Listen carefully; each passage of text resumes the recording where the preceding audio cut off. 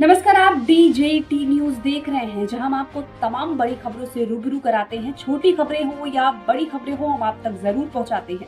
चलिए इसी के साथ आगे बढ़ते हैं और देखते हैं आज की बड़ी खबर में क्या कुछ है खास। आभानेरी में डॉक्टर भीमराव अंबेडकर की प्रतिमा का अनावरण किया गया, जिसमें मुख्य अतिथि सांसद मुरारी लाल मीणा, अतिथि दौसा, विधायक DC बैरवा, प्रधान सुल्तान बैरवा, पूर्व विधायक गजराज खट्टाणा व चेयरमैन इंदिरा बैरवा थी।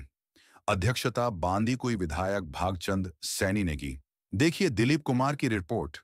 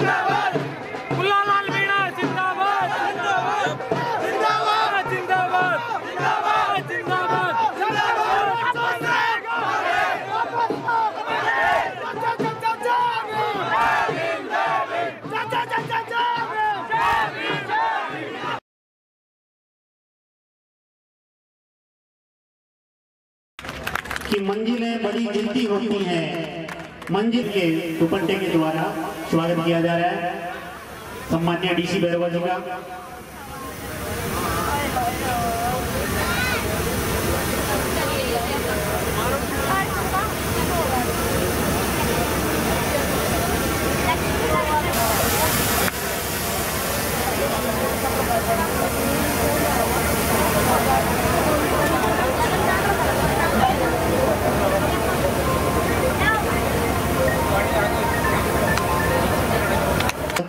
बहुत अच्छी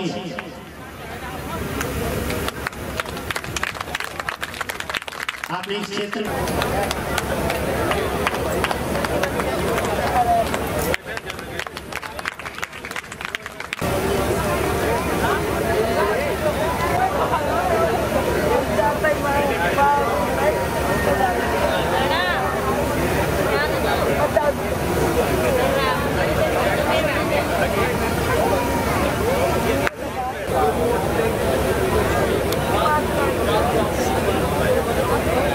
विजिट करते हैं, बहुत ही हमको खुशी होती है।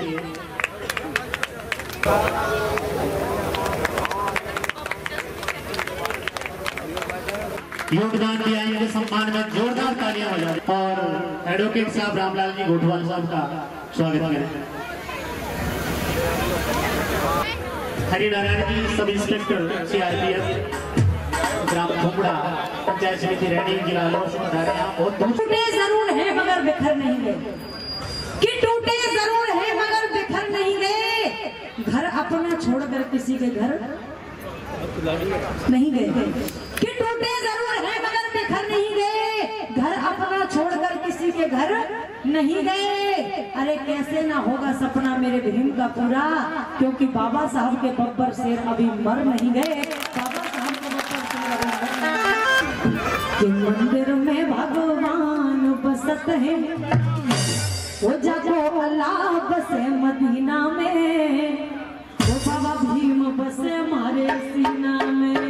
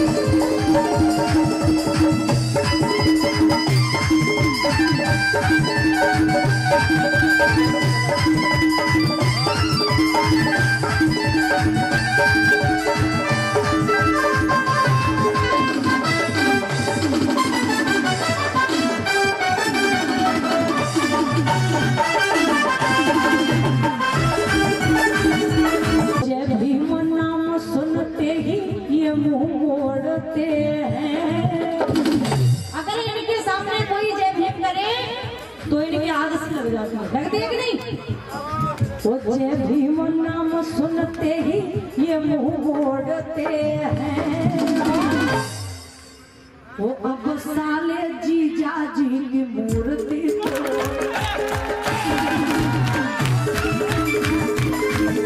व्यवस्था को चलाने के लिए किस प्रकार की राजनीति होनी चाहिए और वो निष्पक्ष और साफ राजनीति होनी चाहिए। बाबा साहब डॉक्टर अम्बेडकर यही चाहते थे। आदरणीय सांसद साहब, मैं ये कह रहा था, जिस दिन सत्ता के लोग लोकतांत्रिक देश के अंदर धर्म विशेष की बात करने लग जाए तो समझ लेना बाबा साहब डॉक्टर अम्बेडकर के संविधान का अपमान हो रहा है। ये मैं नहीं कहता, ये बाबा साहब डॉक्टर अम्बेडकर का संविधान का संशोधन शब्द कहता है। मैं ये नहीं कहता कि सत्ता के लोगों को धर्म के प्रति आस्था नहीं रखनी चाहिए, मैं ये कहता हूँ जरूर रखनी चाहिए, लेकिन संविधान की शपथ लेते समय वो ये भी शपथ लेता है कि मैं लोकतांत्रिक देश का प्रधानमंत्री हूँ, मंत्री हूँ, एमएलए हूँ, विधायक हूँ, मेरी तरफ से सभी लोग समान हैं। बाबा साहब डॉक्टर अम्बेडकर ने जब संविधान लिखा था और संविधान का पहला प्रश्न उसकी प्रस्तावना थी, उसकी आत्मा है। उस प्रस्तावना के अंदर 3 शब्द बहुत इंपॉर्टेंट है। पहला शब्द है समाजवाद, दूसरा है लोकतंत्र और तीसरा है धर्मनिरपेक्ष। समाजवाद का मतलब ये है, समाजवाद से पहले इस देश के अंदर व्यक्तिवाद हावी था। एक व्यक्ति ने कह दिया या राजा ने कह दिया, उस व्यक्ति की बात को मानी जाती थी। समाजवाद के खिलाफ अगर कोई काम करता है, उस विचारधारा का नाम समाजवाद है। इस देश के अंदर लोकतंत्र इसलिए बना, पहले राजा रानी के पेट से पैदा होता था और आज राजा रानी के पेट से नहीं, पहले भोग से पैदा होता है। ये लोकतंत्र की परिभाषा है। आज की तारीख के अंदर आपके बच्चों को स्कॉलरशिप मिलने वाली थी, वो रोकी जा रही है, आप लोगों का ध्यान नहीं है। मैं इसलिए कह रहा हूँ, 149 पिटीशनों में मैं अकेला वकील हूँ। हमारे बच्चों को 3-3, 4-4 साल से स्कॉलरशिप नहीं मिल रही है। मैं इसलिए बता रहा हूँ, अरे बाबा साहब डॉक्टर अम्बेडकर के सच्चे अनुयायी हो, अगर बाबा साहब डॉक्टर अम्बेडकर को मानते हैं तो बाबा साहब डॉक्टर अम्बेडकर ने सबसे पहला नारा दिया था, शिक्षित बनो। और शिक्षा के लिए आपके दरवाजे बंद किए जा रहे हैं, लोग लगा दिया गया है। यूजीसी यूनिवर्सिटी ग्रांट कमीशन जैसे बहुत अच्छा बिल था, उसको खत्म करके आज आपको मालूम है जवाहरलाल नेहरू विश्वविद्यालय के अंदर 400 गुना फीस वृद्धि हो चुकी है। और इस देश का बहुत बड़ा विश्वविद्यालय है इलाहाबाद विश्वविद्यालय, उसके अंदर 465 गुना फीस वृद्धि हो चुकी है। 2012 से पहले उस यूनिवर्सिटी के अंदर 125 रुपए की फीस लगती थी, अब लगा लीजिए 125 का 400 गुना कितना होता है। आप लोगों का ध्यान इस ओर होना चाहिए, लेकिन आप लोगों का ध्यान नहीं है। मैं माफी चाहता हूँ, बाबा साहब डॉक्टर अम्बेडकर की मूर्ति अगर आप अनावरण कर रहे हैं और बाबा साहब डॉक्टर अम्बेडकर के सच्चे अनुयायी हैं, तो महापुरुषों के बताए रास्ते पर आपको चलना होगा, आपकी ताकत को आपको पहचानना होगा। ये लोकतंत्र है, लोकतंत्र में बात उसकी सुनी जाती है जो अपने आप में ताकत होता है। दोस्तों, आप लोग आए के लिए कहते हैं कि नेता हमारी सुनते नहीं है, नेता भी उनकी सुनते हैं जिनकी समाज मजबूत होती है, क्योंकि नेता जानता है अगर मैं बोलूंगा तो समाज मेरे साथ खड़ी होगी, तो मैं उस बात बनाने के लिए पावरफुल रहूंगा। लेकिन यदि मैं बोलूंगा और समाज का अगर सहयोग नहीं होगा तो मेरी बात को सुनने वाला कोई नहीं है। दोस्तों, बाबा साहब डॉक्टर अम्बेडकर एक दुनिया के उगता हुआ सूर्य है, सिंबल ऑफ नॉलेज है। आप लोगों को जानकारी होगी, बराक ओबामा अमेरिका के राष्ट्रपति थे। व्हाइट हाउस के अंदर आदरणीय सांसद साहब अमेरिका के संविधान के साथ में भारत का संविधान भी रखते थे। व्हाइट हाउस के अंदर बराक ओबामा से पूछ लिया कि भारत का संविधान इस व्हाइट हाउस के अंदर रखने का कारण क्या है, तो बराक ओबामा ने कहा, जिस दिन अमेरिका का संविधान खत्म हो जाएगा, ऐसा हो जाएगा, उस दिन बाबा साहब डॉक्टर अम्बेडकर का रचित संविधान अमेरिका को ताकत प्रदान करेगा। भीम जागरण की जो टीम है उसको भी दिल से आज भीमराव अंबेडकर जी की प्रतिमा का अनावरण कार्यक्रम में मुझे यहाँ आने का अवसर मिला।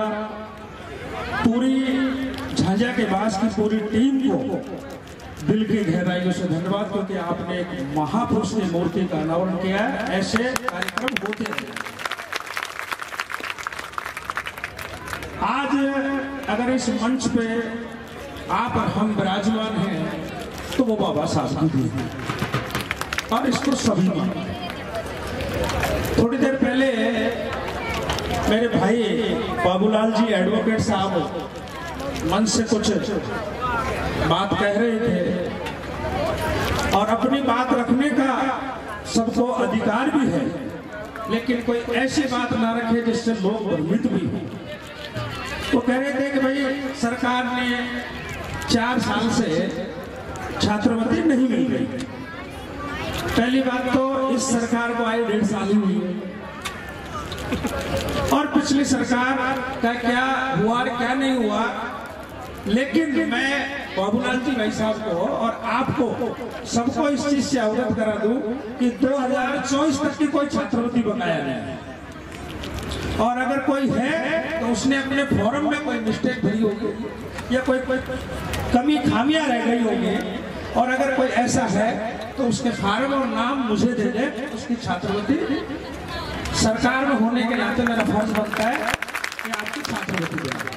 पहली बात भाई, मैंने अभी समाज कल्याण अधिकारी से टेलीफोन करके पूछा है कि भाई साहब 2024 तक की कोई छात्रवृत्ति SC और ST की है नहीं। इस समय में ये पहला मूर्ति अनावरण का कार्यक्रम हुआ है जो ऐतिहासिक हुआ है, क्योंकि सर्व समाज के लोगों को आपने बुलाया और सर्व समाज के लोग यहाँ आए भी हैं और बहुत ही अच्छा कार्यक्रम किया। आपकी पूरी टीम को, झांझा के बास की पूरी टीम को मेरी ओर से बहुत बहुत धन्यवाद। और जो भी इस मूर्ति का अनावरण यहाँ कराते हैं, भीमराव जी की मूर्ति के अनावरण के समय में जिस तरह की बातें चलती हैं वो सब कोई अनभिज्ञ नहीं है। लेकिन मैं समझता हूँ कि पूरे देश में स्वतंत्रता से पहले और स्वतंत्रता के बाद में भी बाबा भीमराव अम्बेडकर से ज़्यादा कोई ज्ञानी, कोई पढ़ा लिखा आदमी मैं समझता हूँ इस देश में तो कम से कम नहीं हुआ। और जब यही कारण था कि जब संविधान सभा का गठन हुआ और ड्राफ्ट कमेटी का गठन हुआ, तो चाहे कोई देश का कोई भी पार्ट था, कोई भी बड़ा नेता था, उन सब ने एक स्वर में ये मांग की थी कि इस कमेटी का, ड्राफ्ट कमेटी का चेयरमैन बाबा भीमराव अम्बेडकर को बनाया जाए। और मैं समझता हूँ इससे ये बात सिद्ध होती है कि वो पूरे विश्व में उन्होंने जो ज्ञान अर्जित किया था, जो यूनिवर्सिटीज में उन्होंने अपने अध्ययन काल के दौरान, अपने पढ़ाई के दौरान जो ज्ञान अर्जित किया था, वो किसी से छुपा नहीं है। हमारे देश के संविधान में बहुत सारी ऐसी बातें जो हम जब पढ़ते हैं तो लगता है कि अगर बाबा साहब नहीं होते तो ये बातें इसमें शामिल नहीं होती। आरक्षण के मुद्दे हो, चाहे लोकतंत्र की बात हो, महिलाओं के अधिकार की बात हो, श्रम के अधिकार की बात हो, किसानों के अधिकार की बात हो, हर बिंदु पे बाबा साहब ने अपने विचार रखे थे। और ड्राफ्ट कमेटी को जब लिखते थे तो ऐसा कहते हैं लोग कि वो दिनों रात उसमें लगे रहते थे और शायद सोने का भी उनको टाइम नहीं मिलता था। तो बहुत सारी बातें हैं। आपको मालूम है कि उन्होंने अपने शुरुआती दिनों में पढ़ाई किस तरह की छुआछूत को उन्होंने सहन किया। और आज भी अभी बहन जी जब अपने श्लोकों में कुछ बात कह रही थी तो वो छुपी हुई बातें थी, पर इससे बहुत सारे लोग समझ भी रहे थे कि किस तरह लोग कौन मूर्ति तोड़ रहे हैं, कौन क्या सोच रहे हैं। हम सबको ये मालूम है। हमें सबको आने वाले समय में, देखिए ये बहुत ही विकट समय चल रहा है और इस कम से कम इस देश का, इस प्रदेश का ये ट्रांजिशनल फेज है। आपको सबको मालूम है कि इस तरह की व्यवस्थाएं आज देश प्रदेश में हो रही है। हमारे समाज के लोग, SC ST OBC के लोग, माइनॉरिटी के लोग किन परिस्थितियों से गुजर रहे हैं, आपसे छुपा हुआ नहीं है। और हमें बहुत सोच समझकर आने वाले समय में हमें बहुत सोच समझकर अपने निर्णय लेने हैं, ताकि ये लोग जिस तरह की जो RSS के लोग हैं या इसी विचारधारा के लोग हैं, वो आगे चलकर क्या करना चाहते हैं, ये आपसे छुपा हुआ नहीं है। और हमारे बाबा साहब ने जो हमारे लिए जो 3 मूल मंत्र दिए थे हमें उन पे चलना है। सबसे पहले तो उनका मूल मंत्र था शिक्षा का। जो आज हम और आप यहाँ पर बैठे हैं, जो हम मंच पर बैठे हैं और आप यहाँ पर कुर्सी पर बैठे हैं, वो बाबा साहब की ही देन है। वरना आपको पता था कि पहले हमारी जगह कहाँ थी। और संगठन रहो, हमारा समाज आपस में मनमुटाव में रहता है। जब तक समाज संगठन में नहीं रहेगा, हमारा समाज आगे नहीं बढ़ सकता। बाबा साहब ने जो हमें अधिकार दिए हैं, समानता का अधिकार, स्वतंत्रता का अधिकार, और उन्होंने वोट देने का भी अधिकार दिया है। उन अधिकारों के तहत अगर हमारे लिए कोई हमारे बुरा कर सोचता है तो हम उनके संविधान में बनाए हुए कानून की मदद ले सकते हैं। शायद 8वीं 10वीं जगह होगा जहाँ पे बाबा साहब की मूर्ति अनावरण का प्रोग्राम चल रहा है। बहुत तगड़ी जागृति है समाज के अंदर। अभी अलवर, बरखूर, जयपुर, बदलाल चौक, दौसा में इतनी मूर्ति का अनावरण हो रहा है। शायद एक अलग से संदेश भेजा हो रहा है आपके एससी में। जहाँ तक ज़्यादातर युवा जो हमारे साथी हैं, बड़े बुजुर्ग हैं, सब हैं, बाबा साहब के जो मिशन था उसको मूर्तियाँ लगा कर एक अलग से पहचान बनाना चाहते हैं। तो बाबा साहब के जो संदेश थे, संगठित रहो, संघर्ष करो और शिक्षित बनो, भाईचारे से रहो, ये सब चीज़ें बाबा साहब ने जो संदेश दिया था उस पर अपन सब चल रहे हैं। जैसा कि वक्ताओं ने कहा कि भाई ये सब चीज़ अगर बाबा साहब नहीं होते तो शायद इस मंच पर जो आप सब लोग बैठे हैं, चाहे चकरा साहब हो, चाहे मैं हूँ, चाहे प्रहलाद जी, चाहे इंदिरा जी हो, चाहे जैसे बड़े बहुत जो बाबा साहब की देन जो व्यवस्थाएं थी, अगर वो नहीं करते तो आज इस मंच में हम जैसे लोग मौजूद नहीं होते। किन परिस्थितियों में बाबा साहब ने पढ़ाई पढ़ी होगी, 32 तरह की डिग्रियाँ उन्होंने विदेश से जो हासिल करी होगी। आज इस देश के अंदर मैं मानता हूँ कि आप चाहे मंदिरों का मामला हो, चाहे ऐसे कोई मामला हो, स्थिति ठीक नहीं है। मैं फिर छापना MLA से बोलता है, मैं बता रहा हूँ साहब, बाबा साहब के जो संदेश हैं, बाबा साहब ने जो आप व्यवस्थाएं दी है, उसके बावजूद आप लोगों को ऐसी स्थिति के अंदर आपको देखा जा रहा है। मंदिरों में जाकर का छिड़काव किया जा रहा है। अब मैं बता दूँ, अगर ये चीज़ें नहीं होती तो मैं मानता हूँ अगर आप लोग देखो बहुत सी ऐसी चीज़ें हैं जो नहीं भूलनी चाहिए, लेकिन आपको सबको पता है आज स्थिति ठीक नहीं। बाबा साहब ने आपको हर तरह का समानता का अधिकार दिया, आपको शिक्षा में बराबरी का अधिकार दिया, आपको व्यापार में बराबरी का अधिकार दिया, आपको सब में बराबरी का अधिकार दिया हो, उसके बावजूद अपन इन चीज़ों में थोड़े से पिछड़े हैं। साथियों की जैसे MLA साहब बता रहे थे, दौसा की मूर्ति अनावरण इस टाइम का अभियान चल रहा है और ये बहुत जरूरी भी है। वर्तमान परिस्थिति देश की हमारी सबकी ठीक भी नहीं है, तो मैं समझता हूँ कि इन मूर्तियों से आपको शिक्षा ग्रहण करनी चाहिए। आप वास्तव में बाबा साहब के अनुयायी हो तो यहाँ से लेके जब वोटों की लाइन लगती है ना, वहां तक इस विचारधारा को याद रखो। मैंने महसूस किया है, हम खूब बाबा साहब की बातें करते हैं, उसके अनुयायी की बातें करते हैं, विचारधारा की बातें करते हैं, समानता की बातें करते हैं, और जो उनको आपने आपको अधिकार दिया है जिसके द्वारा से सत्ता प्राप्त की जाती है, और जब मतदान केंद्र के अंदर जाते हैं उस विचारधारा को भूल करके और चीजों में मतदान करते हैं। इसलिए हम ये सब बातें बहुत नहीं करते। हमारे सामने जिस विचारधारा के लोग हैं वो विचारधारा के लोग बड़े जबरदस्त चालबाज हैं, वो धोखेबाज हैं, वो विभिन्न प्रकार के हथकंडे आपके लिए अपना लेते हैं, कई प्रकार से आपको भ्रमित करते हैं, आप भ्रमित हो जाते हो। और जब तक आप विचारधारा पे मतदान नहीं करोगे, अच्छा बुरा नहीं समझोगे, तब तक मैं नहीं समझता कि ये मूर्ति अनावरण का आपका फायदा होगा। एक तो कहते हम आखिरी समाप्त नहीं करेंगे, एक सोची समझी नीति के तहत आखिरी व्यवस्था को समाप्त किया जा रहा है। आप आंकड़े देख लेना, ये बात वैसे बिना सोचे समझे पर कोई भाषण दे दे, ये ठीक नहीं है। 2013 लास्ट के अंदर रेलवे में 16 लाख 17 हजार कर्मचारी थे। कितने कर्मचारी थे? 16,70,000।